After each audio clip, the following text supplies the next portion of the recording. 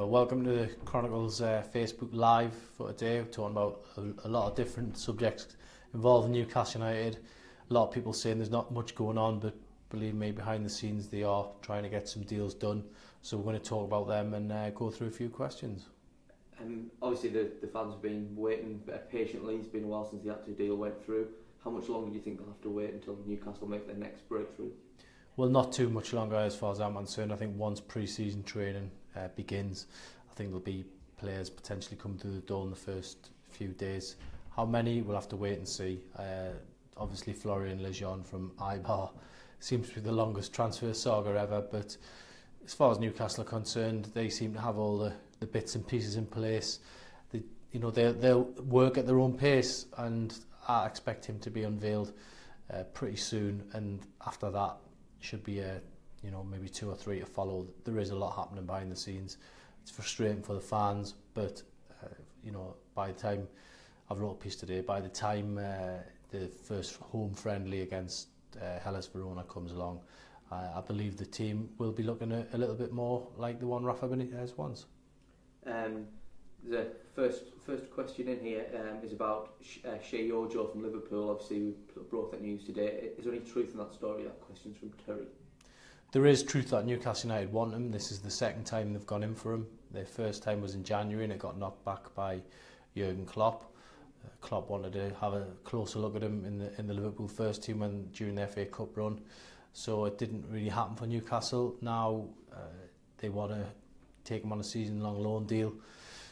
I'm pretty sure that Klopp will want assurances that he's going to get first team action regularly. So we'll have to wait and see if that one comes off. But certainly one that Newcastle want. The rumours are true that they want him, but it's not a deal that they've been able to get over the line just yet. A question we had in earlier from Black and White Barmy on Twitter. They asked, should Newcastle sign Ojo or maybe a young player of his type? Do you expect a proven winger to come in as well? Well, I guess there is an argument that Newcastle have got Rolando Aarons, who's similar sort of age group as an Ojo. They've got other youngsters on the books like Carl Roberts. They've got their own youngsters. Maybe it's a bit early for someone like Carl Roberts, but they are there. So I can see where they're coming from in terms of asking about a proven winger. As far as I'm concerned, Newcastle really need to get bodies over the line, and they just need players that are going to do the job. Experience is good, but experience is also expensive, and Newcastle, while they have got money to spend, they've got to make sure that they make it stretch the best they can. A question from James Griffith. He asks, who are the realistic targets? Well, obviously Lejeune's the one that's been mentioned. That's a deal that they want to get done. In terms of strikers, we all know about the Tammy Abraham situation. They're the sort of players Newcastle are looking at to possibly bring in or on loan. Other players might go out. If Mitrovic goes out, then that would free up some of the wage bill. Would make for an interesting few weeks, because then you're obviously looking for the proven striker to come in. So there's a lot of players out there at the minute that you will see once the top 4 or top 6 teams in the Premier League really start doing business. Then that'll free up a lot of other ones who Newcastle United will then be in for a shout with. I mean, Newcastle aren't going to be the first to the table for signings now. They're not in that position. They're nowhere near the force that they once were in the Premier League. So they've got to pretty much rebuild, and they've got to start again, and that involves a few favours from Premier League teams in terms of loan deals as well. So it's going to be interesting to see how much money is actually spent. There's a question in about a forward player that might be leaving. I know you touched on Mitrovic there, but Grant Souza asks, is Gouffran leaving? Well, he still hasn't made his mind up. He's certainly been offered a contract. We now wait and see if he accepts that. He's only got pretty much 24 hours to decide. At the minute, if he doesn't get a better offer, then he might take the 1-year contract. But we'll have to wait and see. I think for Newcastle, really, they need players who can do a job. Gouffran may not be the spectacular sort of player that fans want to see come through the door, but he's certainly one who knows the club, knows the Premier League, and could do a job. So we'll have to wait and see if he accepts that contract. If he doesn't, by the way, then it's not really sending out a great signal. I know fans will be thinking, if we can't get Gouffran, who can we get? We'll just have to wait and see. Do you think his situation, his future, do you think that might depend on whether Mitrovic leaves or whether he stays?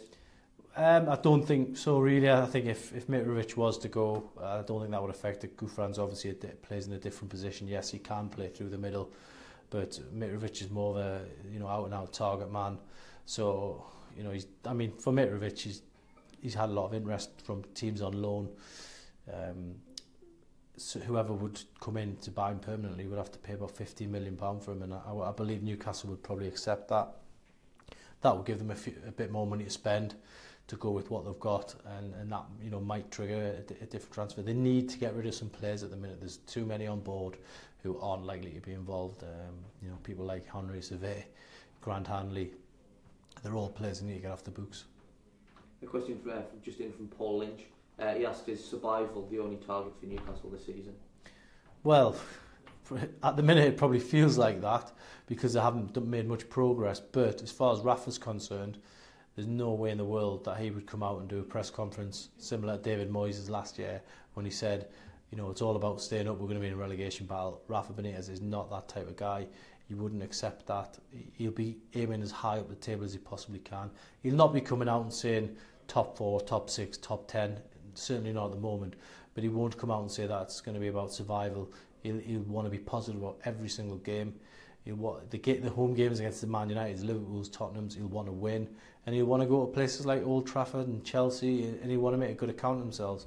So I think the first target will probably be behind the scenes. They will say the first target is get to 40 points, and then after that see where they go. If Newcastle can get anything upwards of 52, 53 points, I think that's a really good season.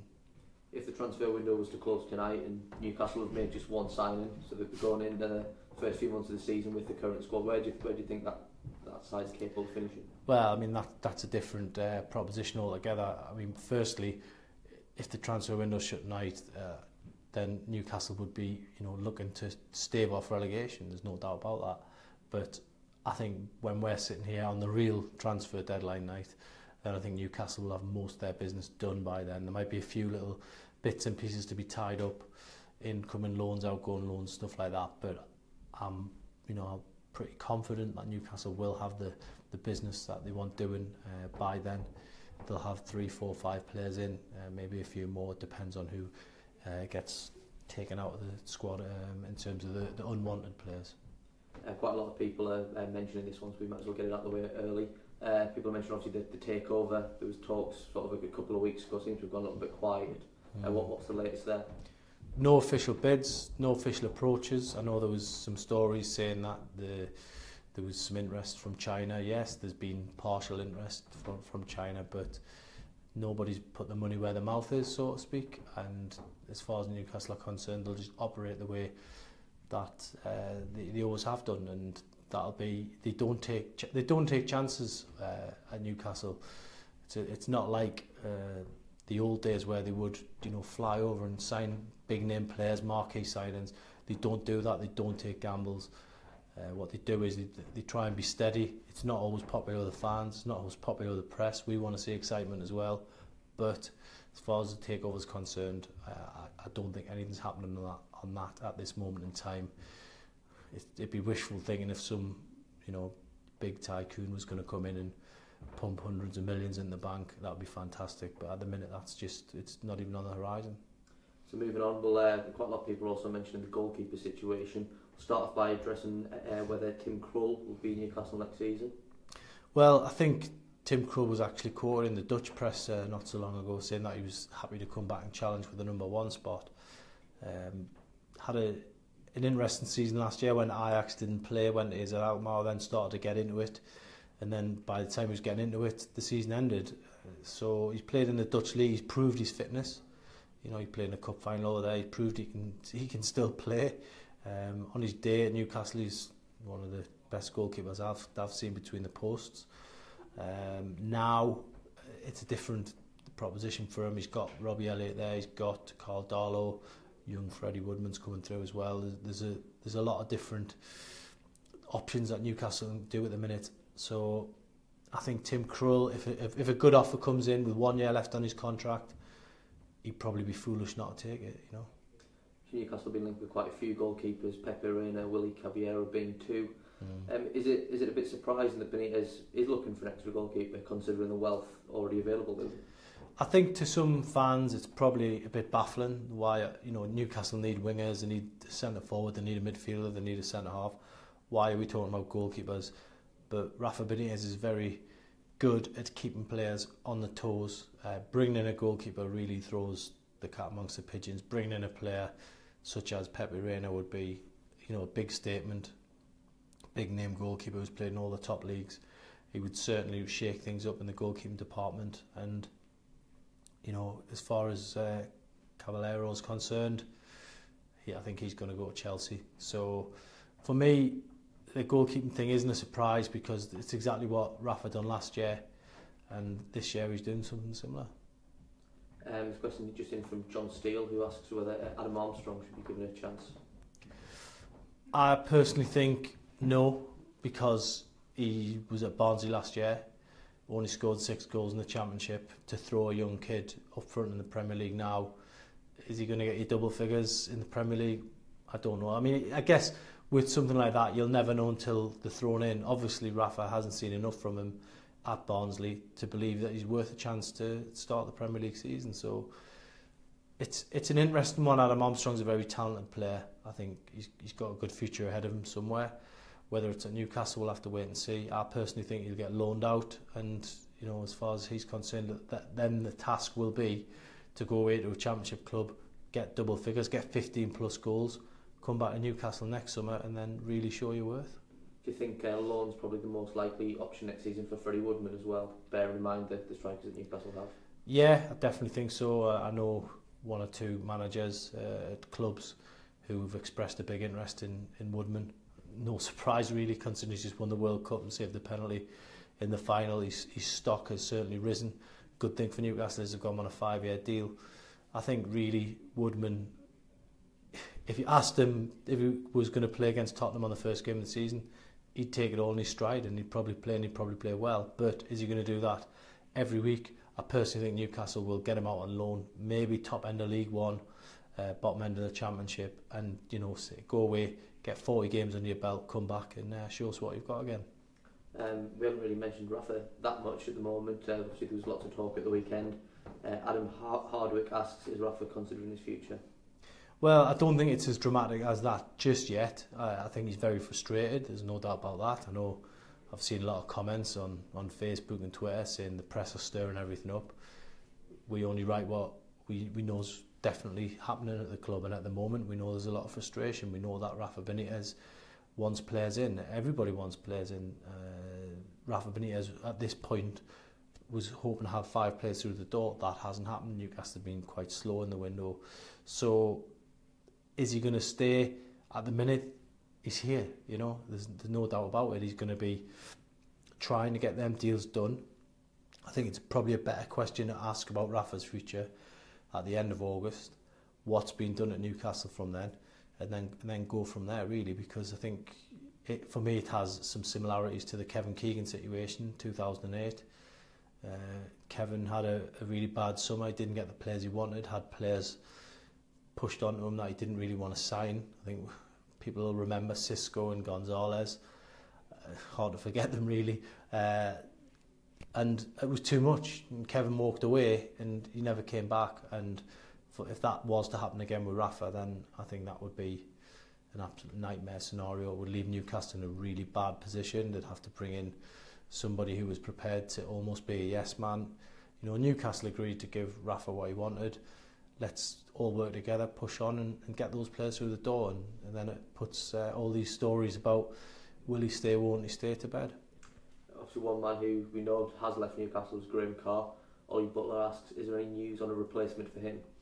Well, I think whoever comes in now, I mean there has been a few names bandied around, but whoever does come in I think will not be, certainly if Rafa stays, will not be as influential as Graham Carr. For me, Graham Carr was the type of guy who was more of a technical director, if you like, somebody who actually, rather than go to him with a list of players that you want, he was going the manager with the list of players that he felt were good enough. Alan Pardew barely had any say in most of his signings. Steve McLaren, in that first summer that he had, they weren't his signings. It was only the January when Townsend and Shelby came in that they were McLaren signings. By that time it was too late. Newcastle were heading out of the league. Alan Pardew went through a lot of compromises when he was at Newcastle. Had a lot of players put on him that probably weren't his. Cabela being one of them, and Newcastle slid down the table, and it was an unfortunate situation for him. There's a question in here from Liam Kensley, who asks, do you think Hayden should go out on loan? Surely is he someone you expect to be starting for Newcastle this season after the year he had? No, I think Hayden will be first team regular. He's a defensive midfielder. He knows the Premier League. He's obviously played in it. With Arsenal, maybe not as much, but now's his chance. He's just come back from an operation. I can see him being a first team squad regular. Definitely, he's got a lot to offer. He can also play in different positions as well. He can play centre half. He can play a bit deeper. He can push further up. So I think he's a decent player, and I definitely would say that I wouldn't be sending him out on loan, and I don't think he'd want to go out on loan. A question in from Paul Lynch. He asks who should be captain next season. It's a good question. You've got Jamal Lascelles there with the armband. He'll probably expect to start the season as captain. Then you've got someone like John Joe Shelby, who's probably Newcastle's most, he's certainly Newcastle's highest earner. I think really for Shelby to be handing it now could be a possibility. But Lascelles will want it, and then the third thing that could happen is whoever comes in, one of the signings, maybe someone like a Pepe Reina, could be handed the armband. I certainly think Rafa, as I say, likes to shake things up, and that could be a possibility. Do you think that Benitez might have that in mind? He might be actually looking for a signing to come in to fill that role? Yeah, he wants as much organisation in there as possible. I think Lascelles did a good job last season. But he's still a young player. You'd probably upset him to take it off him at this stage, but that's football. It might also make him doubly determined to get it back later in his career. There's so many different things that can happen in the next couple of weeks.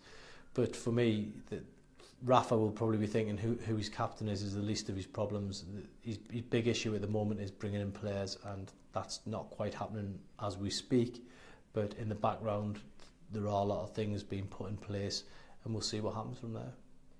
Finally, last week when I did one of these with Chris, I put him on the spot and said, in a week's time, do you think Lejeune will be through the door? Similarly, next Thursday, do you think he'll join by then? What did he say? What was his answer? He sat on the fence. Did he? Right. I personally think he will be, and to be honest, there's been so many times when that deal should have gone through and something's been held up, but it's getting a bit silly now.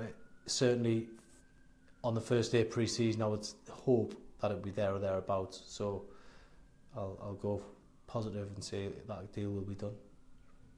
And thanks for watching, everybody. Come back again, ask a few more questions, keep it clean as always, and see you on the next Facebook Live.